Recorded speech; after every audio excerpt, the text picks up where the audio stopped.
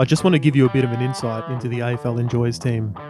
We're a bunch of unique individuals, Matsa, Sfenda, and Dean. We're going to engage with our minds and our hearts. We're going to exchange ideas, thoughts, and even our energy. And to speak from your heart, you need to have courage. You need to be honest and authentic. We're not always going to get it right, and sometimes you're not going to agree with us. But that's okay, because just like you, we care. Just like you, we're passionate about the game. So if you want to come along for the ride, join us at the AFL Enjoys podcast, because we really enjoy the footy.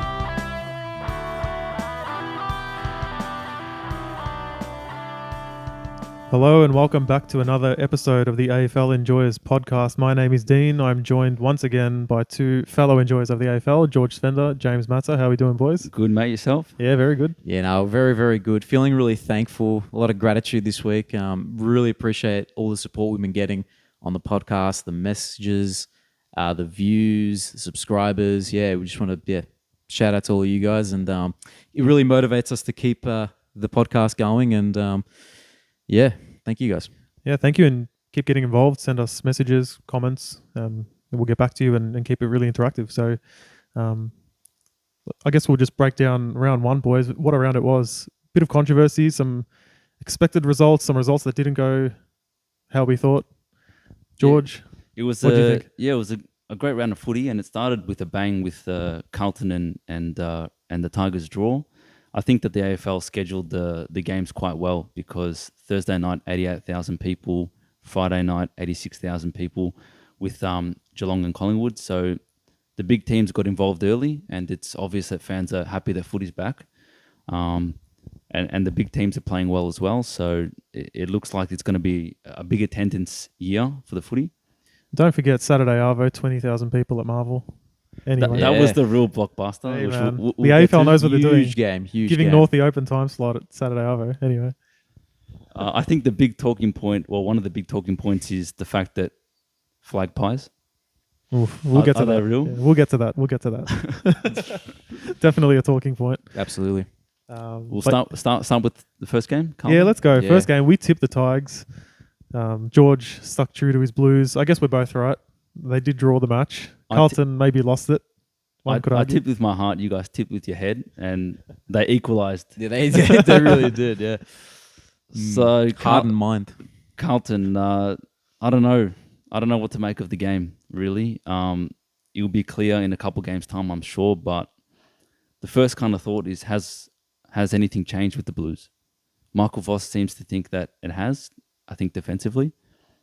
But at the end of the day, we lost a game we really should have won in the dying seconds of the game. So even though it was a draw, it kind of felt a bit like a loss for Carlton fans. I think Richmond fans probably felt like they had the game on their terms as well, but just couldn't execute in front of goal. Some sloppy kicks. I think Shai Bolton was one that was pointed out, kicking around the corner in front of goal. Ill-advised also. I mean, he's a talented player. You kind of back him in, but he screwed that one up. A couple of kicks on the full as well from some of their players. So it was a pretty scrappy contest, but there was a lot of pressure, big crowd, and I think both teams, we think are going to be quite good this year. But exactly where they stack up, not quite sure. On that note, I was watching the game and writing a few notes, and one thing I did write down was I'm not quite sure if both teams are good or if both teams are bad. It was one of those ones. It wasn't free-flowing, lots of errors. I know it was round one, big crowd, maybe some jitters. I do believe both teams will be decent this year, but I think they've got their best footy ahead of them. It certainly wasn't either team at their best, I don't think. Nah, not at all. There were some positives to bring out from both teams. Like for Richmond, Daniel Rioli looked really good. Yeah. Gave him some run off half back. It was nice for them to also get some inside midfield depth with Taranto and Hopper. And even though they're not the cleanest players, they still provide that grunt, get the first hands onto the footy. And they'll improve as they get a bit more comfortable with their surroundings as well. So, yeah. Yeah, 100%. I think it's obvious that Carlton's strength is in the midfield, and Richmond kind of equalised in that area. So it's a big improvement from Richmond. It adds a string to their bow. I think from Carlton perspective, the problem still is taking the ball out of the back line and finding ways to kind of be creative and get the ball moving quickly, they will just kick into packs like they did last year as well, which a bit disappointing from a Carlton perspective. I would have liked them to try something different, but it seems like they just don't have the players to bite off those tough kicks like some other teams have. I think it highlights Mitch McGovern's importance. I know he's a bit of a meme in the Carlton for Carlton Football Club, but his interceptability, his athleticism, and his ability to kind of take the game on, bite off those tough kicks that Saad can do. I think he's close to one of the most important, if not the most important, players this year for Carlton's season. So he was a bit sloppy at the end of the game, but it was a pretty good showing from him. So I think he's a key component in Carlton's success. He needs to stay fit. And when you said interceptability, I thought that was all one word. So interceptability. I just created it. It's one word now. I like it. Interceptability. Yeah, he's got it. He's got it like his brother Jeremy. The intercept marking. He burnt me last year badly in Supercoach, or the year before, whatever it was. But he's forgiven. You know, if he can stay on the park and play some good footy for the baggers. Yeah, I agree. I think, look, if you're living and dying by Mitch McGovern's form, I'm a bit worried, George. But anyway, I do have one question for you both, though, coming in from one of our viewers. What song should be played when there's a draw? Because the awkward silence, I don't know if that's good for anybody. Does anyone have any ideas of what song should be played when teams draw? I've got a few suggestions. Hit me. The first one is a mashup between both teams' songs. I think you're probably thinking the same thing, Dean. I was thinking not really a mashup, more so just play both songs at the exact same time. Da da da da da. Yellow and black. It would be chaotic. It could work. It could work. The other thing is, the Stones. I can't get no satisfaction. I like that. There's not much satisfaction in a loss, in a draw. It's a bit of a weird feeling for supporters and players alike. So maybe some music could lighten the mood. The mood. Play a bit of Muse, maybe. A bit of Muse. Could be. Yeah. No, well said, Georgie. I think you got that's all the required options. I reckon. We'll send them through to the AFL and see what response we get. That's it. We don't want to just hear the commentary team talking about the draw and like interviewing a player that doesn't know how to feel. Someone on the commentary team needs to start singing "I Can't Get No Satisfaction." That's it, Richo. Step up. Get in there, mate. Jack Rewalt, maybe. Yeah, true. He's a bit of a karaoke buff. Yeah, true. So, all right, I guess we'll move on to the second game of the round, which pretty opposite to the first game in the sense of scoring. It was free flowing. It was fantastic. Collingwood fans, we did have a comment in the YouTube section last week. Kostaki Films. He wanted us to talk more about the Pies. Hard not to after that performance. Yeah, now's the moment. I'm going to just say now, I'm declaring on the pod, my name is Dean and I enjoy the Collingwood Football Club. That's forgiven. hard to listen to, man. You're forgiven. It's hard to hear, forgiven. man. I'm tired of fighting with my feelings. Last year, I was thinking to myself, they're close games, okay, but maybe they're just not good enough to finish games off. But I think I was wrong. I think they're just genuinely a good team. They've gotten better. They I have. think some nice acquisitions in Tom Mitchell and Bobby Hill. McStay as well. He kicked a couple of goals. I think 2 goals adds to their structure. But just in general, they just look so deadly. They're unbelievable. Nick Dacos looks to be like, you talk about Achilles being like dipped into the river Styx by his ankles. I think they just dunked Dacos in. They've baptized him. He's invincible. He never makes a mistake. Barely tries. He doesn't try. Well, actually, he tries a lot because he kick the ball and then he'll run 20 meters and get it back and then kick it, then run 20 meters, get it back. No one's interested in manning him up or doing anything about him. Maybe it's because there was so much talk about him getting tagged. They're just like, other teams are like, nah, it's too mainstream to tag him. So, nah, we'll let him do his thing. I'd be tagging him. Oh, absolutely. Absolutely. It's just there. He's got an immeasurable amount of run, this kid. Like, he just keeps going and going. And the ball finds him as well, So he'll be in the right spot where it'll just pop up in his hands. Fair enough. And I want to give some flowers as well to Scott Pendlebury. For me, watching him play, everyone just assumes, this is the year where he's older now. He'll take a step back. Pendles is just the silkiest player in the league. He's part of that brigade that just have time and make the right decisions and execute their skills perfectly. And there's a lot of Collingwood players that can do that. The Dacos brothers, Sidebottom, Pendlebury, Jack Crisp. They just. I don't know about Crispy in that brigade. I but- think Crispy has improved, but he's got the running power as well to back it up. Yeah. I think he's more so just the.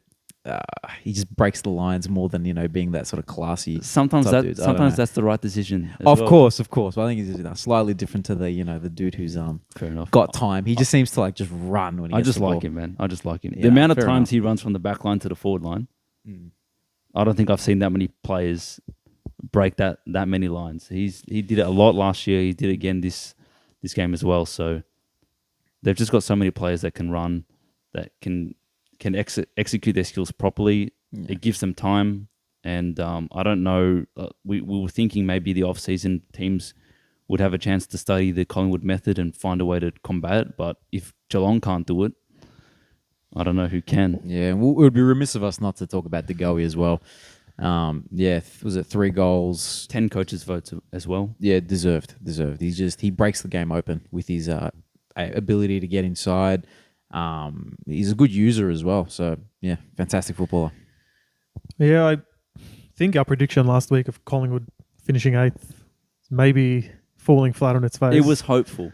Yeah. It was hopeful. I do know for a fact that my brother, he's gone ahead, watched the pod last week, not a massive fan of the AFL, and he's taken our word for it. He's taken our AFL prediction ladder as gospel, and he's gone ahead and bet $100 with a mate that Collingwood won't make the top 4.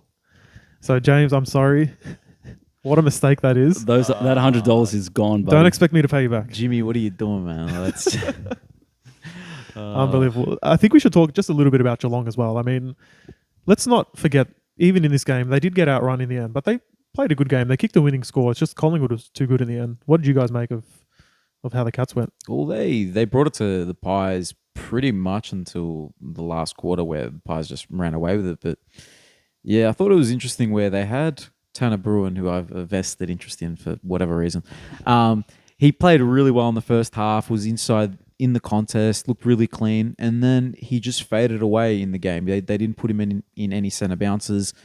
I don't know, Parfitt came on as a sub for Tom Stewart, and he plays a similar role. They gave him that time in the guts, and he really, I didn't notice him, to be honest. Wasn't great. He wasn't great. Yeah. So I don't know. I don't really know why they didn't let Bruin really, flesh it out for the rest of the game. They were still strong. I mean, they had control of the game for most of it. Their transition footy was still quite powerful. Jeremy Cameron was tearing it apart as well. So they're obviously a strong team, but it just goes to show how good Collingwood is. So it's a bit convenient for Pies fans that they've beaten the ex-premiers round 1, because now we have to hear Flagpies for the rest of the season. So that I'm not looking forward to, but I think they've earned some positivity, and a big Collingwood supporter base does make the footy, I think, more enjoyable. Yeah. It's good for the rivalry. I just hope that they stumble and fall on their face at the end of the season. Yeah, sorry, Collingwood fans. It is what it is. Spoken man. like a true Carlton fan, George. Well done. Sorry about that.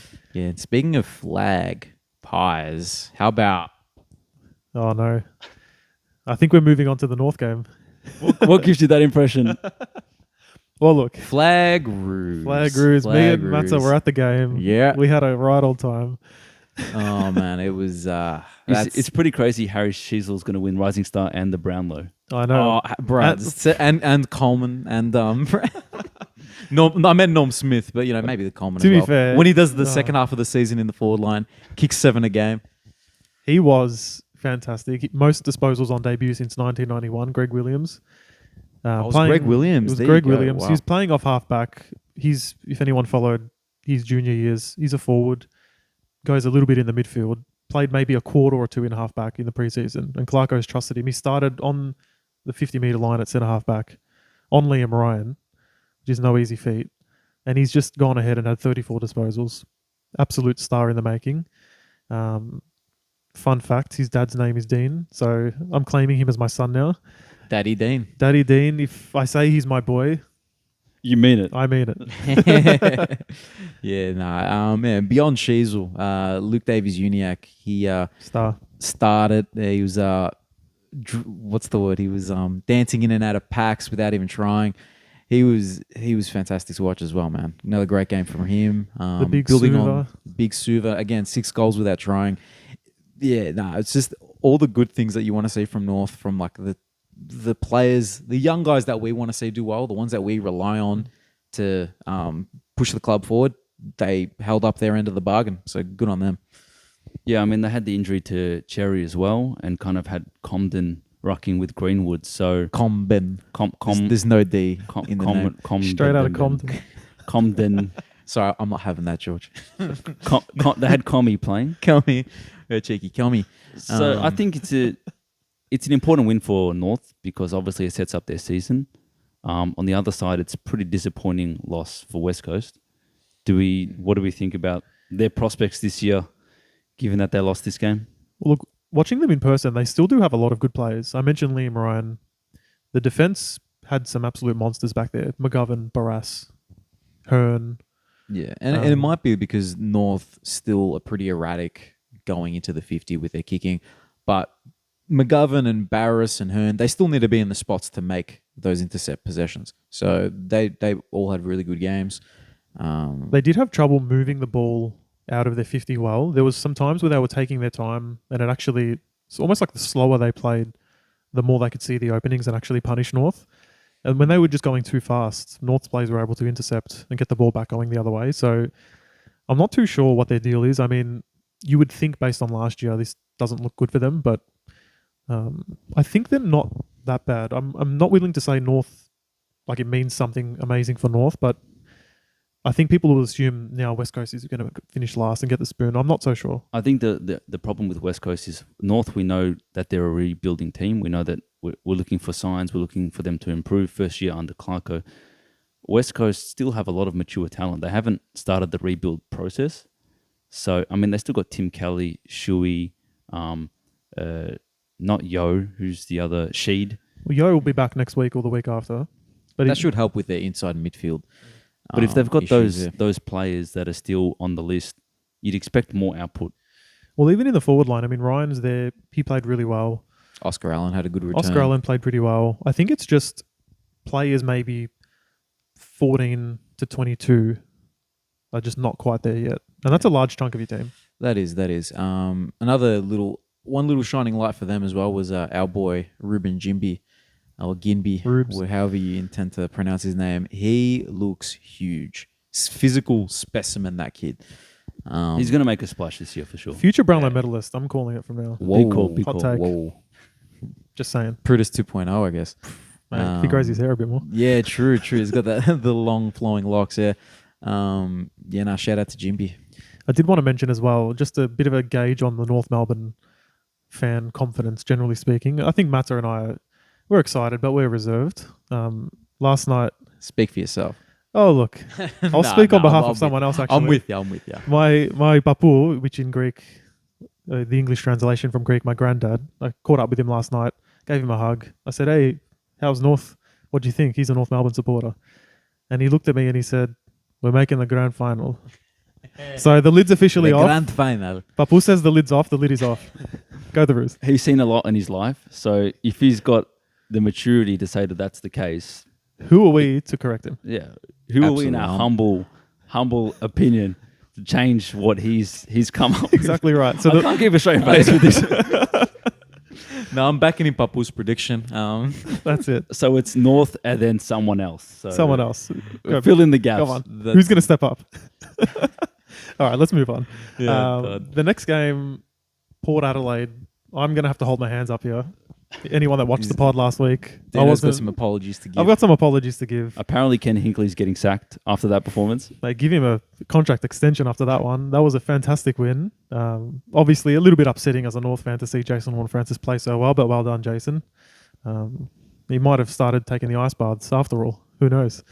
Maybe, or if not, remains to be seen. Remains to be seen. Like maybe this was his only good game, and because he's not going to take recovery seriously, he's not going to play next week. You know what I mean? Like we don't know.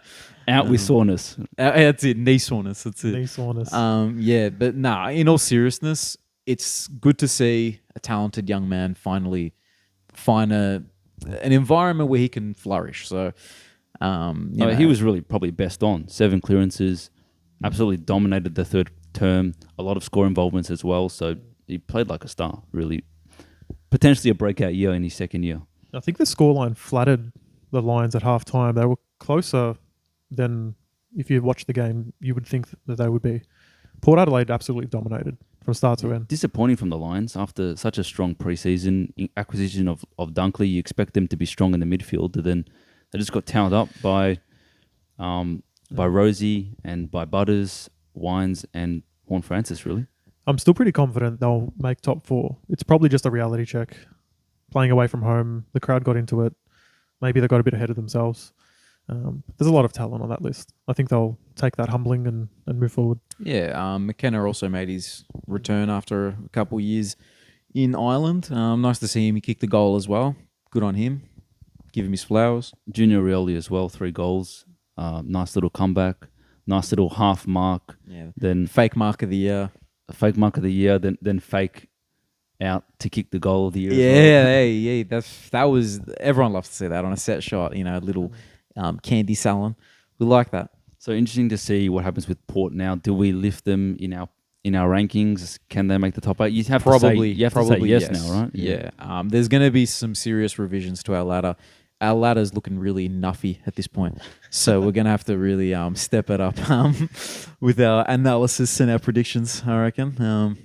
Possibly, Yeah. but one prediction we did get right, or so it seems, in Melbourne. We predicted them first. Great first game. They look good. Very good. Gawn, apparently the most versatile player in the AFL, can play anywhere, plays forward, kicks goals, plays rock. So Barely looks like he's trying as well. it doesn't look like he's trying ever. No. When he goes for a mark, he literally just puts his hands up and it ends up being clunked. He went to my He's- high school as well, so a lot of talent came from that place. Oh, did he? There you go. Shout out to McKinnon Secondary. We've seen your Jets in the intro video, so There you go, man. What was he like? Actually, no, he'd be a bit older than you. But do you remember seeing him around like Big Maxi? Or I think he was in year 12 when I was in year 7. He was just tall. fair enough. And he still is, believe it or not. Oh, really? Yeah. Really? No way. hot man. take. Max hot- Gawn, tall. Yeah, he's tall. But I think that's a good prediction. what did you think of Cosy Pickett's attempted bump? Attempted bump. That honestly, that's the highlight of the round for me. Him just absolutely missiling himself like this way into Ralph Wiggum Bailey style. Smith. Ralph Wiggum style. That was so entertaining. That was man. illegal, I think. Illegal in I'm pretty sure, he broke the rules. And in several states in Australia. It's illegal. What In was he, several like- states in America as well. I understand sometimes you go in for the bump. It's a fast game. We don't like to see it. But what? It took a lot of effort to get your body in that position. I know, man. Look, I've never played footy before, so I don't really know what it's like. But like that must have been some really quick thinking, like to just like get his body into position to do that. I don't know. Is that natural? I don't know. Bailey Smith's mullet might be a bit affected after that, I think. I think it fell off his head after that. It's a wig. That's the way we exposed it as a wig. It's a weave. my goodness. Yeah, nah. What do we think about the Dogs? A lot of high possession getters in the midfield as usual, but no impact up forward with the big talls. So They came up against a very organised defence. And I think we're going to see that quite a bit this year, is when they play a good team, solid defence, are all these talls really going to do anything? Maybe when they play a weaker team, ball movement's a bit better in the 50, they get the one-on-ones, maybe they'll do something. So it was very disappointing. Not sure what you thought about that. Yeah, I just got to give a bit of flowers to Jake Lever. I think it was 13 intercepts for him. He really held it down without Stephen May. And to think that they're going to have Stephen May back next week, Very good point. that defense just gets even stronger. So And Salem, and Salem as well, Goes man, back great there. user of the football. So yeah, but yeah, no, the doggies, man. I don't know. They've got probably some reshuffling to do. Maybe one of their players goes back again. I don't know. They seem to always do that. They always Bruce Bat down back, Liam Jones down back, ex forwards. Playing defense. I don't know. it's hard to tell. I think they're going to win a number of games, the Dogs. I think they'll beat up on some bad sides, but I think there was a clear difference between them and Melbourne. And even though the Dogs have a strong midfield, they got destroyed out of the centre bounce as well. 15-8, I think, centre bounce clearances. So that's ball going directly into the forward line for Melbourne. And there's a big difference there. So similar round one to the Lions, where their midfield on paper, and we've seen it perform a lot better than it did. So they just need to be better. Simple as that. There was another game on at the same time as this one. I'm not sure who watched it. I didn't. It's a little bit forgettable. Our second team, the Suns. I know maybe I should watch our second team, but it wasn't their best day, the Sunnies. Yeah, it's disappointing for the Suns. They're highly touted during the preseason as maybe this is their year to make the 8 and show the AFL that it's a worthy investment. It didn't happen today. Not a good showing. No. Even with Wits out there dominating, his midfielders couldn't really make the most of that. It was Wits. Miller obviously is a gun, worked his way into the game. Rao, a lot of contested possessions, got involved on the contested side. And then who else, really, from the Suns? Pretty disappointing, the fact that they started their season like that at home. They had those dewy type of conditions that they're probably used to and they can get an advantage from. But Sydney just way too good. Yeah. And on the let's go back to enjoyment. The Sydney Swans, that midfield group, Goulden, Warner, Stevens had one of his better games. Former pick 5, looked really good on the wing. Yeah, just looking really good coming into this season. A very professional performance from the Swans. They just got down to business. I think they had the most amount of tackles out of any team round 1. So they've got the majority of the ball and they're also tackling. It shows the intensity they brought to just dominating the Suns and getting the job done and moving on. So it looks like they're ready to go this year and they're not going to let last season affect the now. Correct. I was just going to mention, actually, the last time they played a competitive game, it was a humiliation in the grand final. So good on them. They've come back, business as usual. I think they'll be a good team this year. Absolutely. Yeah, good stuff. And then we did have Giants onto the Crows. Sunday games now.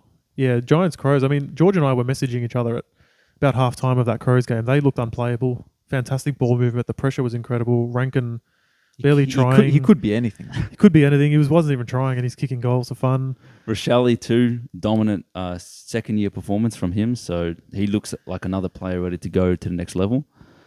And they just had all the play, the Crows. And then what happened? Josh Kelly, mate. Josh Kelly. Josh Kelly. No, Josh Lockie, Kelly. Cornelia. Yeah. The old Green. gang got together and decided that it was time to play footy and got the game back on their terms, really. So I think Rory Laird decided to have the worst game he's had in 10 years. That doesn't help the Adelaide midfield.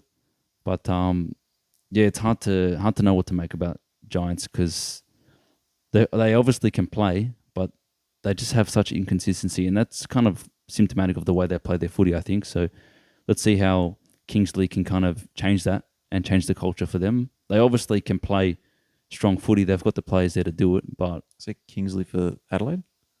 For the Giants. The Giants, yeah. I thought you were talking about Adelaide for a sec, but yeah.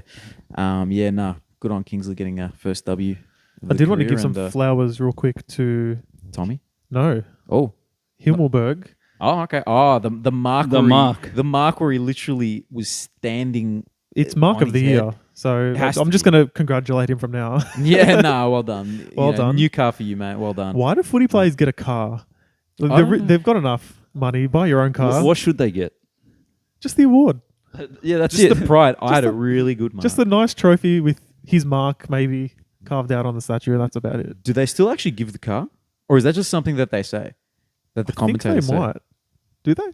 How funny would it be if they just don't? No, it's just like, oh, he's getting the car. They just say it because it sounds cool, You know what? It was that good. Give him a car. Yeah, I reckon you give him like a You can get a G-Wagon. car. You give him a nice car. Enjoy your car, Harry. Yeah, and I was going to say, the other boy who deserves his flower is Tom Green. Inside ball. And outside boy. as well. Like his outside game has really improved. He got a lot of uncontested ball as well, especially in the first half. He was really the only one that kind of turned up.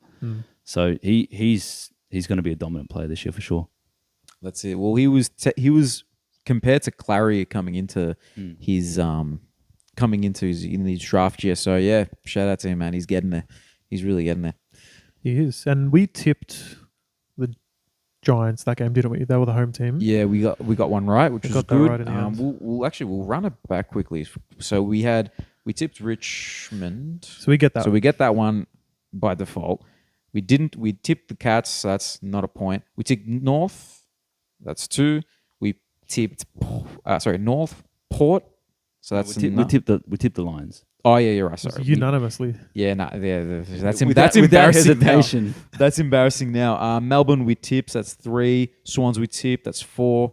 GWS 5, and I don't know if we get another one. I think that's it. We'll get to it. We'll get to it. 5's pretty good. Well, that next game was Bombers absolutely demolishing the Hawks. We all pretty unanimously agreed it would be nice if Essendon lost. I did apologise for the Port Adelaide banter I gave last week. It gave him a bit of stick, and I was wrong. I also gave Essendon stick, and I'm not sorry. I'm not willing to give Essendon too much credit about that. Let's be Against real. the Hawks, no, I don't think so. The Just Hawks ran calm out of down. legs. Yeah. We'll say that I think we had Hawthorn at 15, and that was my fault. I picked them at 15. And Essendon at 17. So that might have to switch around a little bit. But yeah, you can't get too excited with that. Enjoy the win. I think you can. Yeah. No, I think you can get excited. You enjoy the win. I think you can. You I think take you the can get positives. I'm not discounting the win. It's good for Essendon as well. 100%. They're also a massive club. You want them up and about. Do we? Well, you don't want them to win, but you want them up and about. Up and about. Yeah, okay. We'll give him that. Yeah. But look, I think Bombers fans, if you're getting carried away, just calm down.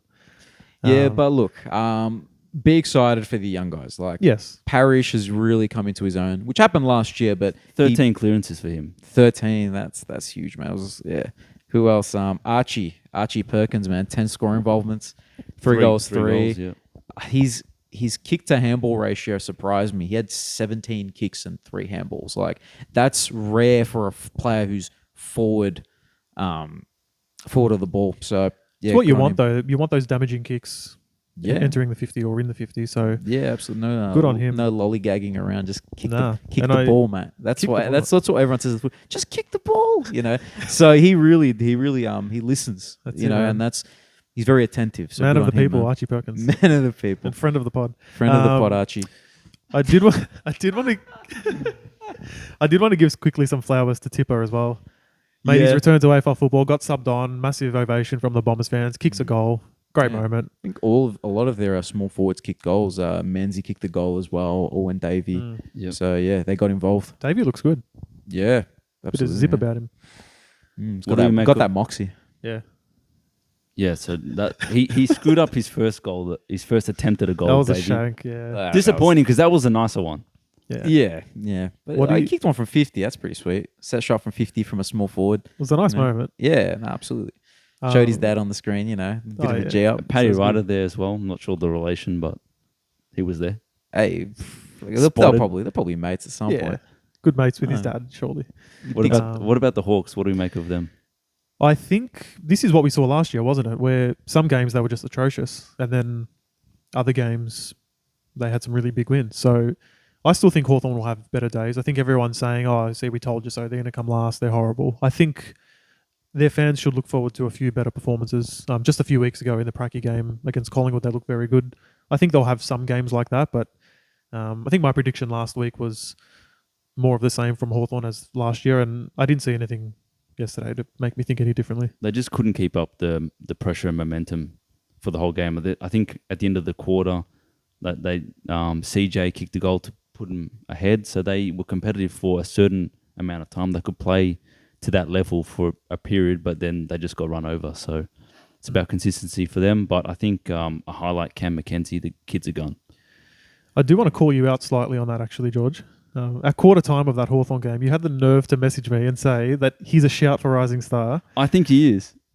I think this award has already been announced, and you're wrong. I'm saying at the end of I the think year. I need to get the Sunnies back. I'm out. saying At the end of the year, he's a shout. Yeah, at the end of the year. But you can't possibly see Harry Sheasel break the record for most disposals on debut and then have the nerve to message me, the nerve to say that he's a shout for round one nomination. I was projecting because he had such a good first quarter. He looks like Sam Mitchell. I thought Sam Mitchell just got off the coaching box and just started playing. He's a good player. He's very, very good. But This is his first game. the absolute nerve, mate. So Cam McKenzie versus Sheasel. Both incredible. Yeah. Both fantastic. We forgot about Ashcroft. He's gone. That's Forget it. about him. Forget about him. Not relevant. There's not much to talk Fair. about. He didn't play that well. Yeah, but we're gonna just rule him out for rising star contention. I guess we're football No, fans. no, We're gonna overreact. This We're is- overreacting. yeah, but we're done. He's finished. Just retire. So next game, the Saints. More having a- apologies. More apologies. I will apologise. We have a certain friend, Chris. Yeah, Chris. Shout out to Chris. Shout out to Chris. He was pretty upset last week. He gave us some feedback that myself and the boys weren't too full of praise, but I think I went a bit hard on the Saints. Yeah, no, he said like none of us said anything good, but like he said specifically, like if I saw Dean on the street, I'm sorry, Chris. You were very impressive. I can't say anything about the Saints other than Ross, the boss, is back in town. Low scoring win. It's what we love to see. Footy at its finest. The Saints are making the 8. I've got a theory about the Saints. Tell me. Now, I can't verify this, but it's the only plausible reason why they won. So this is my theory, and you guys let me know what you think. I'm so keen to hear this. Same. Ross Lyon must have seen the AFL Enjoys podcast last week.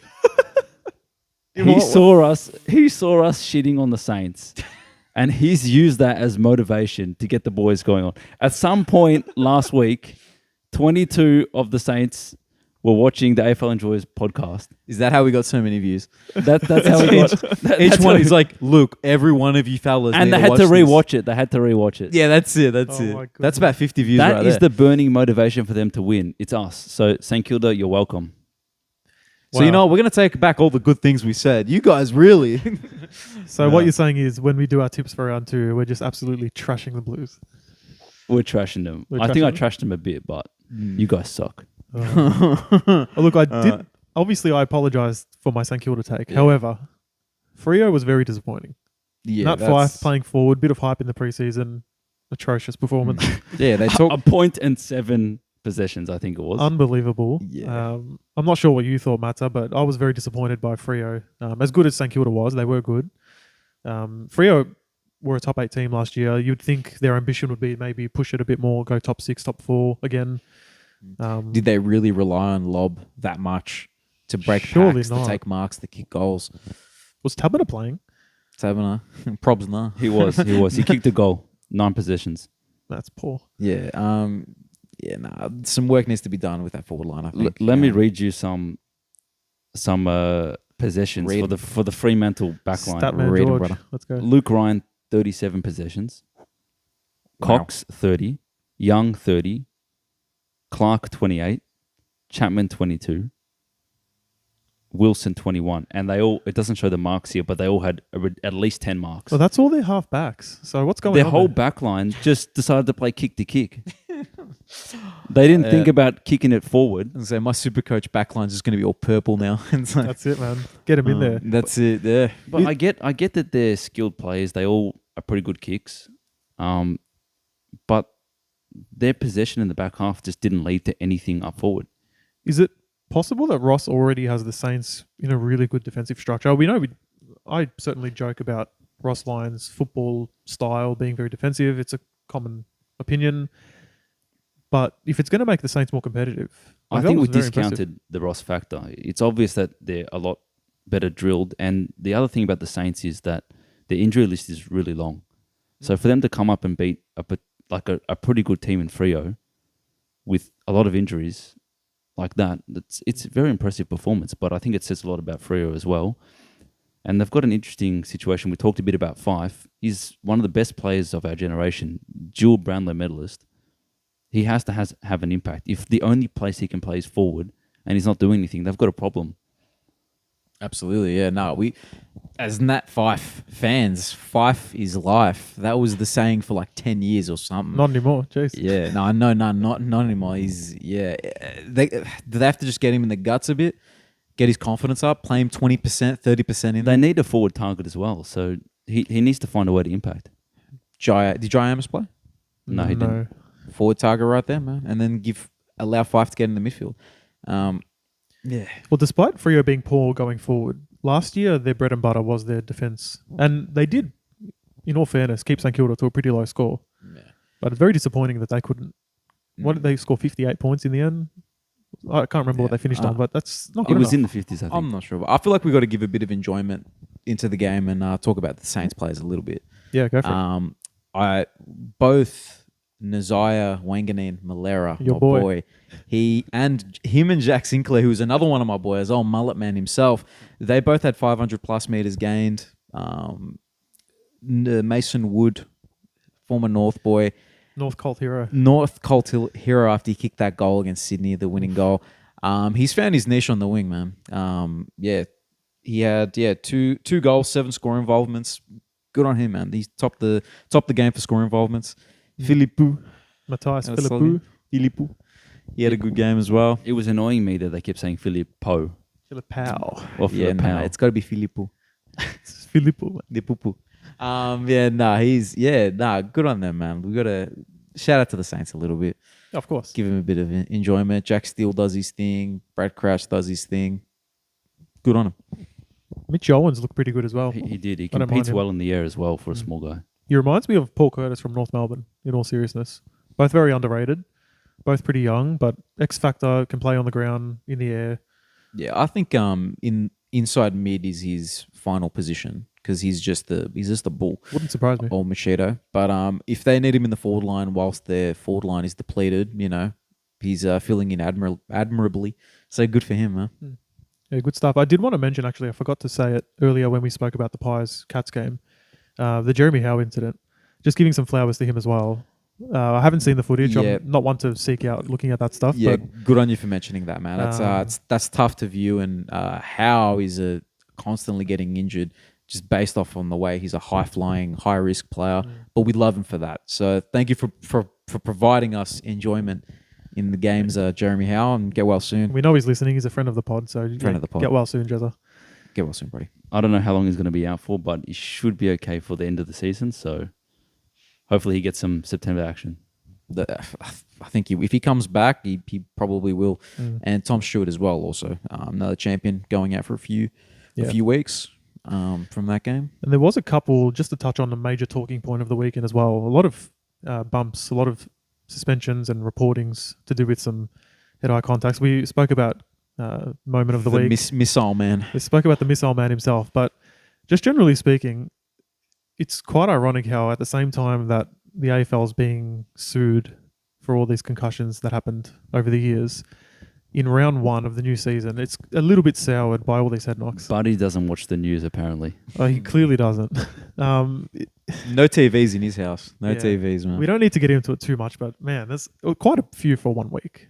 There was a lot going on. The boys are just excited, man. They just want to get out there and get in amongst it. That's all it is, man. It is a good point though, and it was a big talking point last year. I know there's the Cripps incident as well, so it was surprising to kind of see because who was the other player? Was it McAdam went McAdam.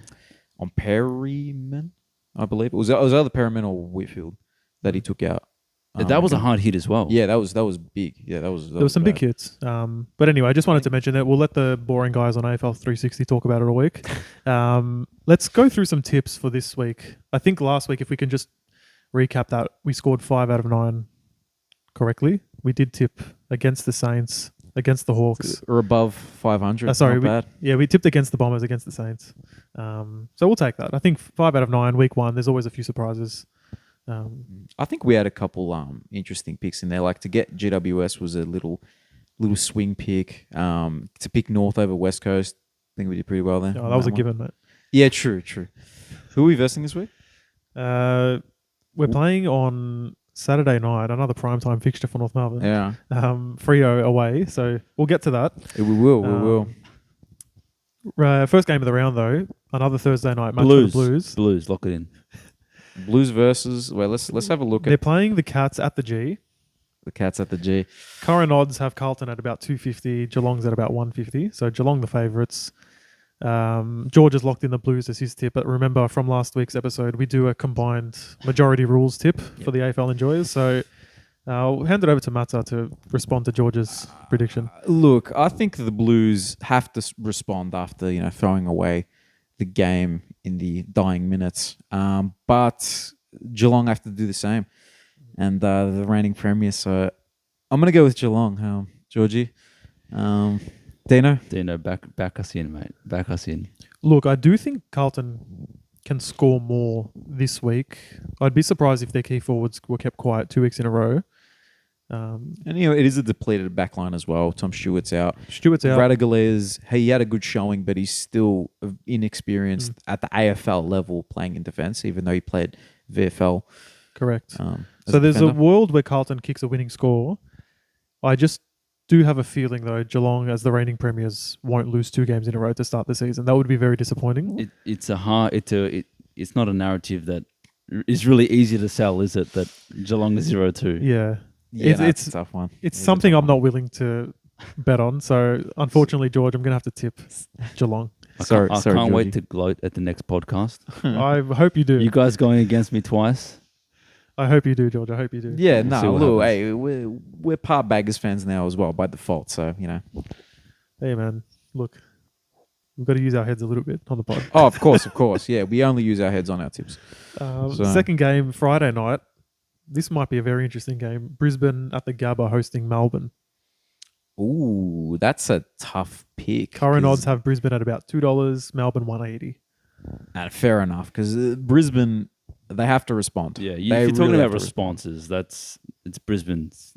I'm going to Okay. go Melbourne, actually. What do you think? No, you go. I want to go Oh Brisbane. no, you're gonna go Brizzy. Yeah. Oh, so you got to give me the tiebreaker. At home. Remember, the home factor plays a part as well. All right. So Melbourne on were the, just very good last week. I don't know. I'm on the backing them. tiebreaker, I'm gonna go with Melbourne. We're gonna go with Melbourne. It feels it's not a it's really a 50-50, Lions 0-2. you know. Coin toss. Lions 0-2. It was. I'm not going to make excuses for them last week and say, well, now they have to win because they can't be 0-2. Last week was the easier game. This week's Yeah. the harder game. If you were to do the tipping from the start of the season, you would have thought that they were 1-1. Correct. And that they would win last week and then they would lose this week. So It that's should be fair. a cracking couple of games to start the round again, though. So Yeah. well done to the AFL on that one. Saturday afternoon, Collingwood hosting the Power at the G. Ooh. It's another good game based on Gotta go last the- week's results. Got to go the Pies, though. Yeah, you get pies. Yeah, I'm happy to do that. Yeah. Happy I to do think that. with their free-flowing football, Port will be a lot more tested than they were last week at the G. The Pies fans are up and about. Would be a huge upset if Port got it done. You wouldn't have thought.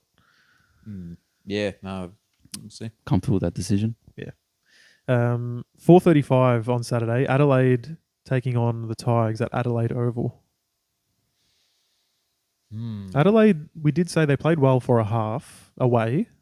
Now they're at home. First home game of the year. Tigers, we're not too sure what they are this year yet. How are you guys feeling about that one? See, that's probably the toughest one because for both teams, we really,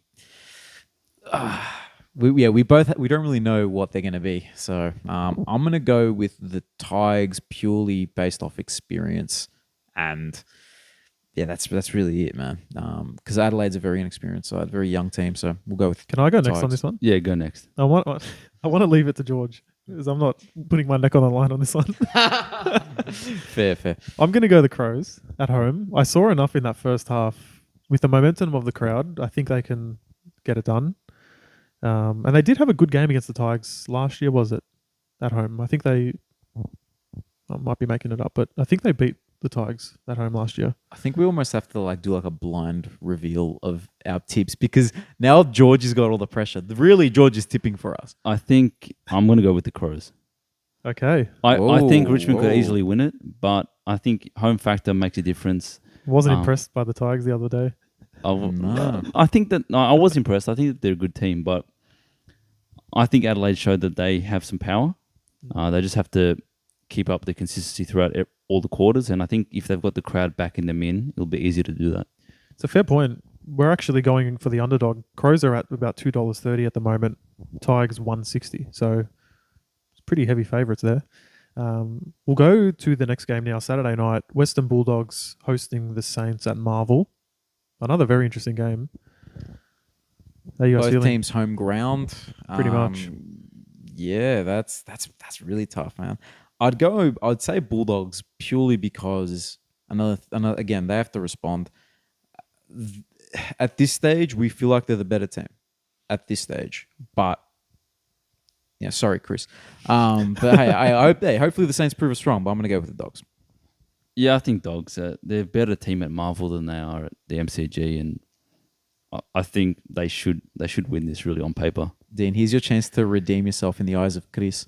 I'm actually, before you even said that, I'm going the Saints. Oh, I think their defence was very impressive. It is. If they can keep the Dogs from scoring, which they Why might can't be able they? to do. Why can't they with, win? with that dysfunctional forward line? Up the Saints. Let's go. All right, there you go. So, but the tip goes to the tip goes to the doggies. dogs. Though. But good on you, Dino, for showing some That's love it. to the Sainers. That's it. It's on live on It's YouTube. on record It's now. on record now. It's on yep. YouTube, so it's not going anywhere.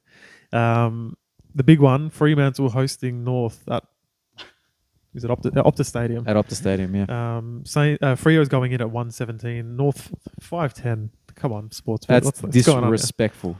We just beat a Perth team. Matsa, who's your tip for the week? Being that we just beat a Perth team, I think we're on a roll with beating teams from There Perth. you go. Specific, yeah. So I think it's logically. I think North Well, Melbourne. Freo might was actually- disappointing. Logically, I think it's Look, we beat one Perth team. We have another one. We have momentum against Western Australian people. We're doing it. There you go, Georgie. you're making fun of me for tipping Carlton, and then you do that. No, I didn't make. I'm fun pretty of you sure for one of tipping these teams is Carlton. 1-0 and the other is 0-1. So So, Freo is an absolute shoo-in to win wow. this. Well, I guess it comes down to me. Yeah, let's see what Dino has look. to say. I've got the AFL enjoyers' interest at heart. I know it's a bit of banter, whatever. Freo, very disappointing. They've lost to the Saints. They're back at home now. They're playing a North team who barely held on to a lead against the Eagles at home.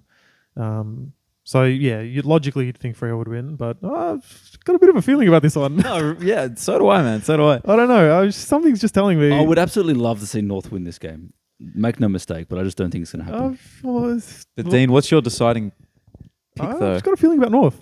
Hey, Just gonna all go right, North. so we're going with North. We're going against- North. I'm just outnumbered in Freo. every tip. Yep.